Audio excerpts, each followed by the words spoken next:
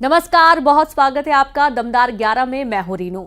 उज्जैन के महिदपुर तहसील के डेलिची गांव में मजदूरों से भरी पिकअप अनियंत्रित होकर पलट गई। गाड़ी में सवार 3 मजदूरों की मौत हो गई और 5 गंभीर रूप से घायल हो गए।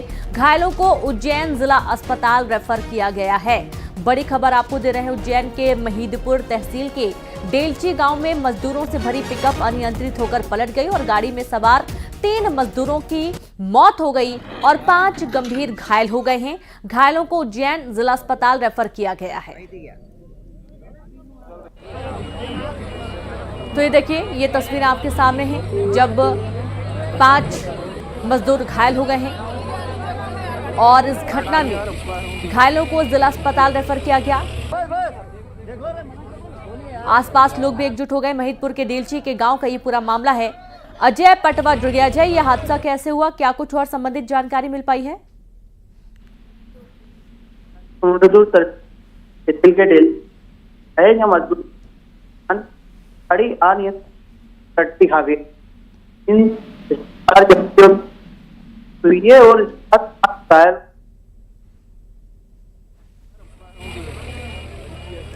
तो अजय की आवाज से नहीं पहुंच पा रही है। ये खबर उज्जैन से है। उज्जैन के महिदपुर तहसील के डेलची गांव में मजदूरों से भरी पिकअप अनियंत्रित होकर पलट गई और गाड़ी में सवार 3 मजदूरों की मौत हो गई है, तो वहीं 5 मजदूर घायल हुए हैं। घायलों को उज्जैन अस्पताल रेफर किया गया है, जिला अस्पताल भेजा गया है। वहीं क्रेन की मदद से जो ये वाहन है इसे उठाने की कोशिश की जा रही है। दरअसल इसमें सवार होकर जो मजदूर हैं वो जा रहे थे और तभी ये वाहन अनियंत्रित होकर पलट गया।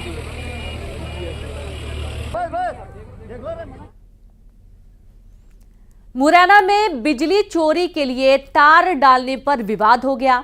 सिविल लाइन के बजरंग नगर में हुए विवाद में दोनों पक्षों में जमकर लाठी डंडे चले और पथराव हुआ।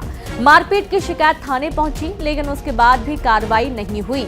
बड़ी खबर है मुरैना से, जहां मुरैना में बिजली चोरी के लिए तार डालने पर विवाद हुआ। सिविल लाइन के बजरंग नगर में हुए विवाद में दोनों पक्षों में जमकर लाठी डंडे चले और पथराव हुआ। मारपीट की शिकायत थाने पहुंची, लेकिन उसके बाद भी कार्रवाई नहीं हुई है। बड़ी खबर है मुरैना से।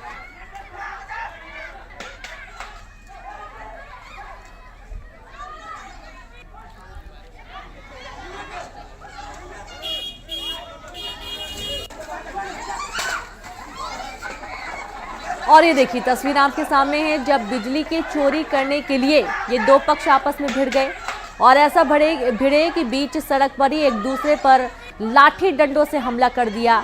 बिजली चोरी के लिए तार डालने पर विवाद हो गया। सिविल लाइन के बजरंग नगर में हुए विवाद में दोनों पक्षों में जमकर लाठी डंडे चल गए, पथराव हुआ। मारपीट की शिकायत थाने पहुंची, लेकिन उसके बाद भी कार्रवाई नहीं हुई है।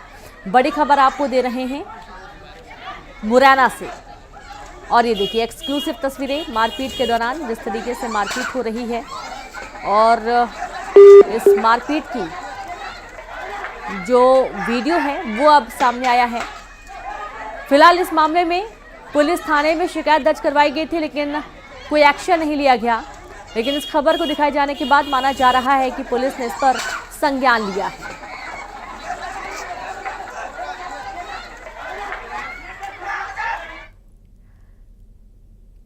खबर दतिया से है, जहां 2 गुटों में मारपीट का मामला सामने आ रहा है। विवाद में फायरिंग की बात सामने आई है। धक्का लगने को लेकर विवाद हुआ था। मारपीट में 3 लोग घायल हुए। इमिलिया गांव की घटना बताई जा रही है। बड़ी खबर दतिया से आपको दे रहे हैं, जहां 2 गुटों में मारपीट हो गई। विवाद में फायरिंग की बात सामने आई है।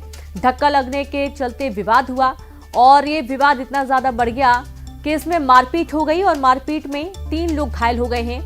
इमिलिया गांव की पूरी घटना बताई गई है। बड़ी खबर है दतिया से।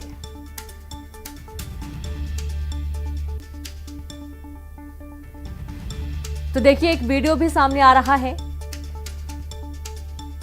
जहां पर महज धक्का लगने को लेकर यह विवाद इतना ज्यादा बढ़ गया कि मारपीट हो गई और 2 गुटों में मारपीट और इस दौरान फायरिंग हुई। एक्सक्लूसिव तस्वीरें आपकी टीवी स्क्रीन पर। धक्का लगने को लेकर विवाद और विवाद के बाद मारपीट और इस दौरान फायरिंग की खबर है।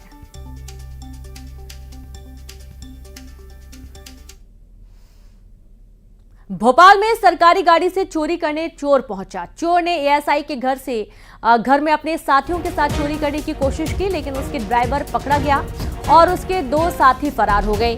अवधपुरी इलाके में एएसआई का घर खुला हुआ था, लिहाजा तीनों घर के अंदर दाखिल हुए थे, लेकिन पकड़े गए। दरअसल आरोपी स्वास्थ्य विभाग के अधिकारी का ड्राइवर है और उसी गाड़ी से चोरी करने आया था। पुलिस के मुताबिक पकड़ा गया आरोपी आउटसोर्स कर्मचारी है और उसके साथियों की तलाश की जा रही है। बड़ी जानकारी भोपाल से, जहां भोपाल में सरकारी गाड़ी से चोरी करने चोर पहुंचा और चोर ने एएसआई के घर में अपने साथियों के साथ चोरी करने की कोशिश की, लेकिन उसके ड्राइवर पकड़ा गया और उसके 2 साथी फरार हो गए। अवधपुरी इलाके में एएसआई का घर खुला था, लिहाजा तीनों घर के अंदर दाखिल हुए और पकड़े गए। दरअसल आरोपी स्वास्थ्य विभाग के अधिकारी का ड्राइवर है और उसी गाड़ी से चोरी करने आया हुआ था। पुलिस के मुताबिक पकड़ा गया आरोपी आउटसोर्स कर्मचारी है और उसके साथियों की तलाश की जा रही है।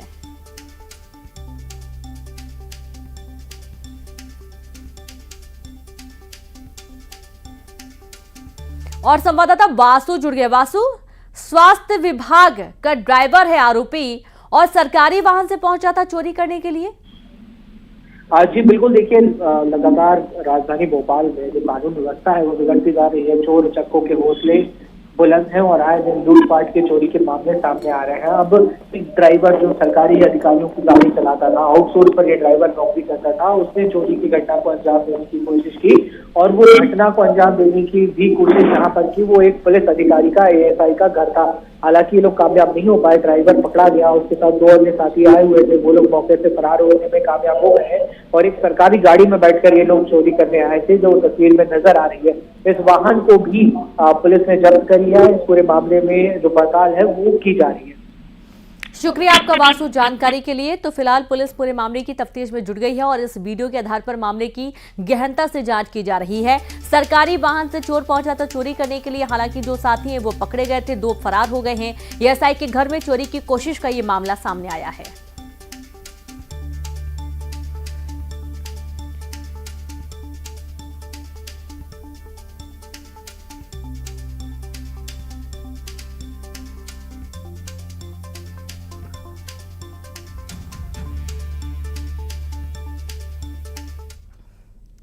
खंडवा में जंगलों में कटाई और कार्रवाई के मामले में पूर्व विधायक राम दांगोरे के आरोपों पर अब डीएफओ ने जवाब दिया है।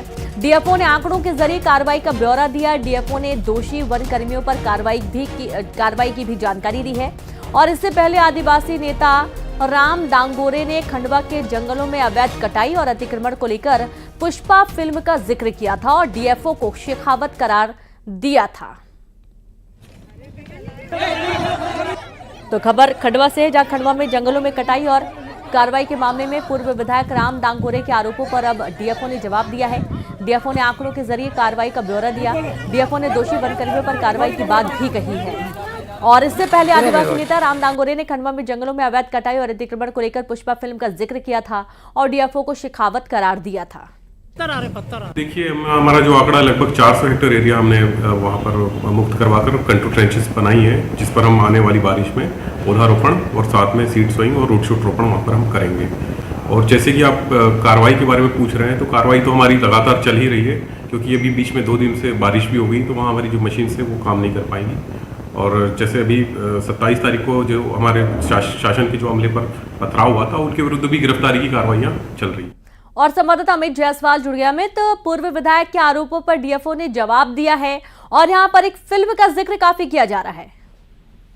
जी बिल्कुल, जो आदिवासी नेता हैं और पंधाना विधानसभा क्षेत्र के जो पूर्व विधायक है राम दांगोरे, उन्होंने पुष्पा फिल्म का जिक्र करते हुए डीएफओ की तुलना शेखावत से की थी और कई सवाल भी खड़े किए थे। डीएफओ राकेश कुमार डामोर ने अब इनका जवाब दिया है।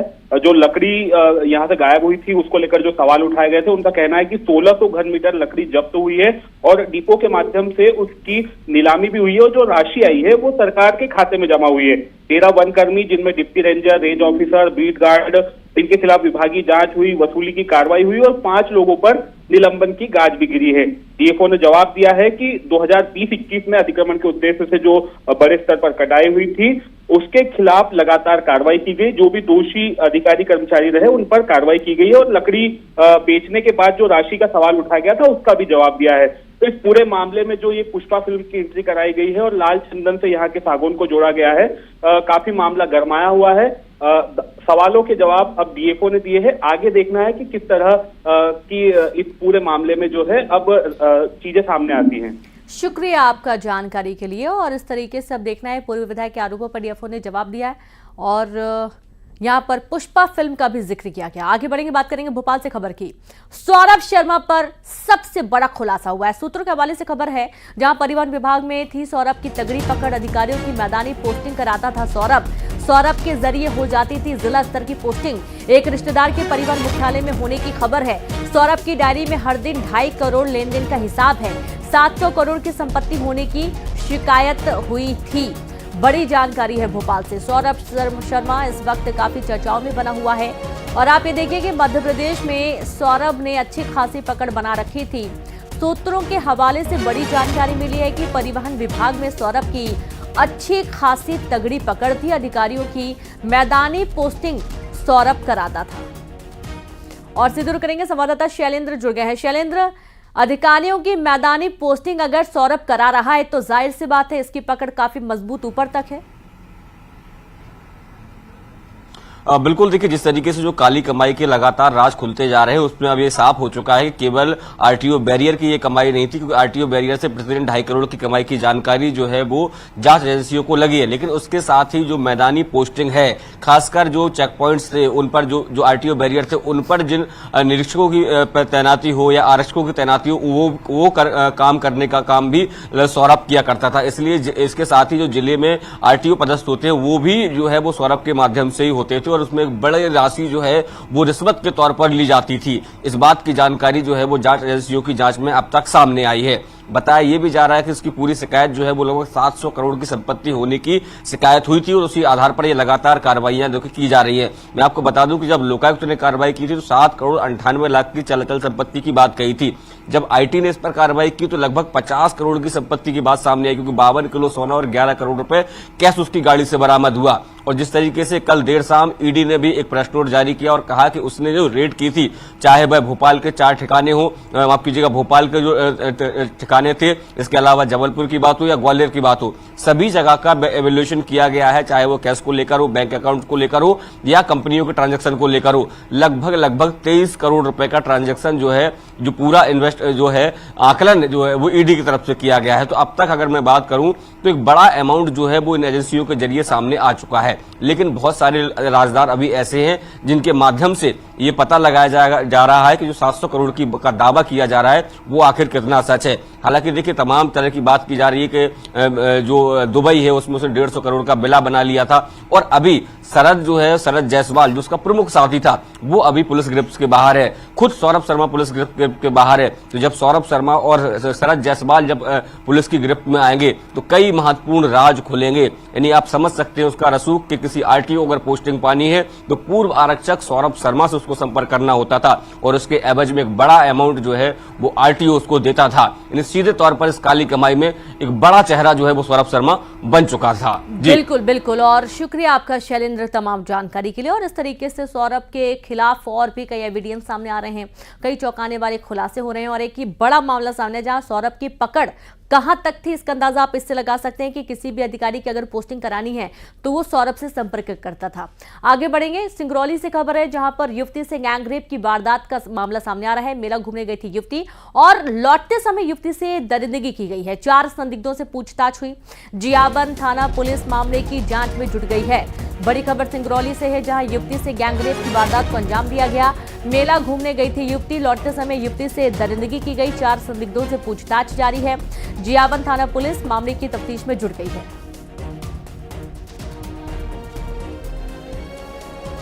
तो पूरा मामला सिंगरौली से है जहां युवती से गैंगरेप की वारदात का मामला सामने आ रहा है। युवती मेला घूमने गई थी और लौटते समय युवती से दरिंदगी हुई। 4 संदिग्धों से पूछताछ की जा रही है। जियाबंद थाना पुलिस मामले की तफ्तीश में जुट गई है। बड़ी खबर आपको दे रहे हैं सिंगरौली से।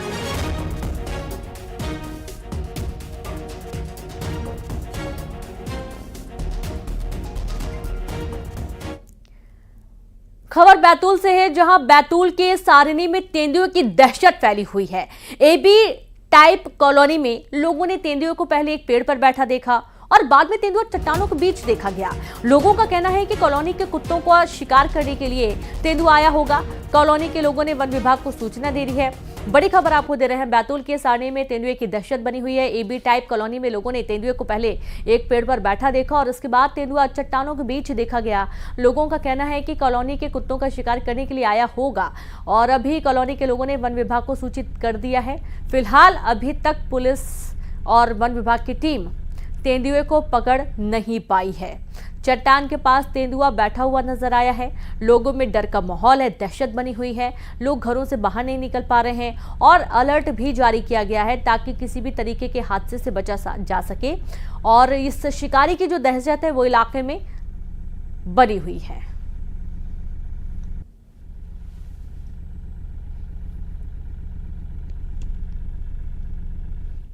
धान खरीदी केंद्रों में किस कदर लापरवाही होती है, कैसे राजस्व को चूना लगाया जाता है, इसकी एक बहुत बड़ी तस्वीर निकलकर सामने आ रही है सीधी से। जहां सीधी में धान खरीदी केंद्रों में बड़ी लापरवाही के चलते खुले में रखी लाखों क्विंटल से अधिक धान बारिश में भीग गई।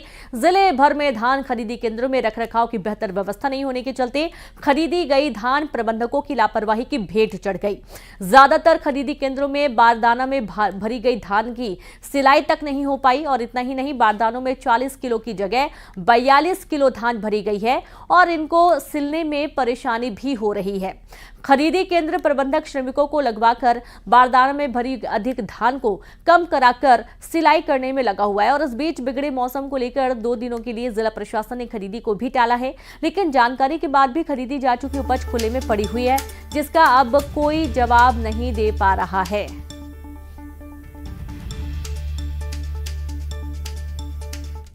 धान नहीं भीगी है। अब बरसात में कहीं थोड़ा बहुत लग गई तो नहीं कहा था, लेकिन दैनिक व्यवस्था कराया हूँ। कल पूरा दिन यही था मैं कि धान भीगने न पाए। पूरी पन्नी लगवाए हैं सर, देख लीजिए यहाँ से वहाँ तक, क्योंकि जो हमारा अंदर जाने वाली धान है ये किसानों की धान है। इधर जितनी है उधर अगर देखा जाए तो आपके बोरे खुले हुए हैं, पानी में धान भरी हुई है।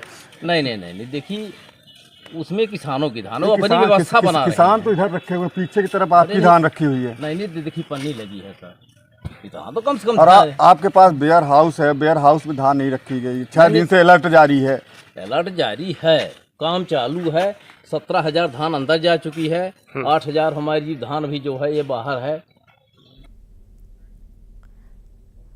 भोपाल में यूनियन कार्बाइड के जहरीले कचरे को पीथमपुर में जलाया जाना है।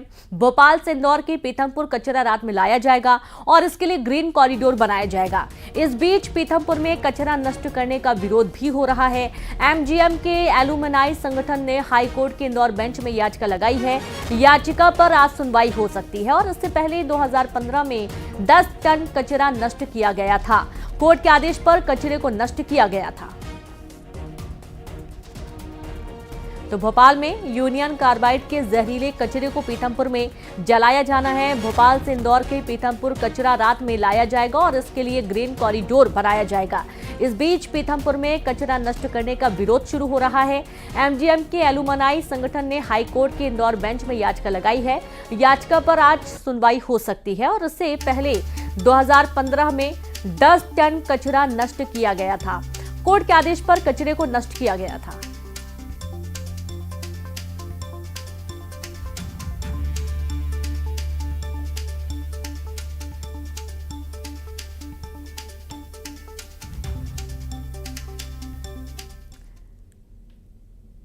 दोस्तों के साथ पचमढ़ी घूमने गई भोपाल की मेडिकल छात्रा की मौत हो गई। आशंका जताई जा रही है कि छात्रा की मौत हार्ट अटैक के चलते हुई है। छात्रा निजी मेडिकल कॉलेज में एमबीबीएस फर्स्ट ईयर की छात्रा थी और वो अवधपुर स्थित गैलेक्सी सिटी में रहती थी। छात्रा के पिता रेलवे में कार्यरत हैं। बड़ी खबर आपको दे रहे हैं, जहां भोपाल से जहां पचमढ़ी घूमने गई मेडिकल की छात्रा की मौत हो गई और आशंका जताई जा रही है कि जो छात्रा है उसकी हार्ट अटैक से मौत हुई है। छात्रा निजी मेडिकल कॉलेज में एमबीबीएस फर्स्ट ईयर की छात्रा थी और वो अवधपुर स्थित गैलेक्सी सिटी में रहती थी। छात्रा के पिता रेलवे में कार्यरत हैं।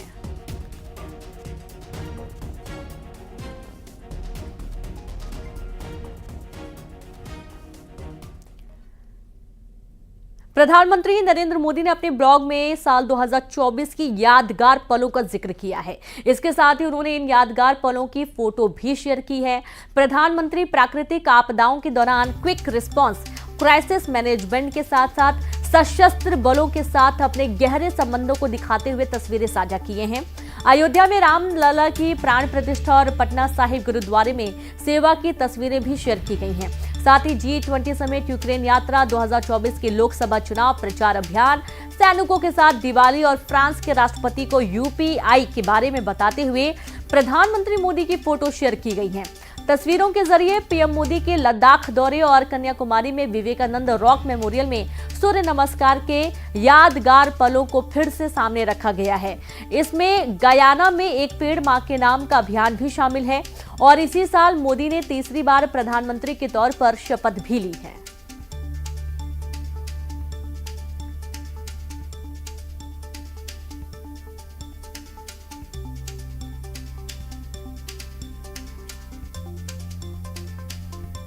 तो प्रधानमंत्री से जुड़ी 2024 की कुछ खास याद जो साझा की गई है। प्रधानमंत्री नरेंद्र मोदी ने अपने ब्लॉग में साल 2024 की यादगार पलों का जिक्र किया है और इसके साथ ही उन्होंने इन यादगार पलों की फोटो भी शेयर की है।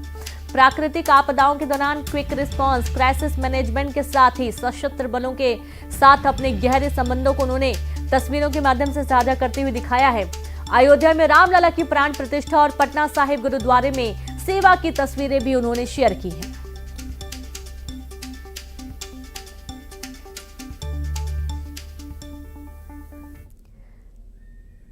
और इसी के साथ दमदार 11 में इतना ही। नमस्कार।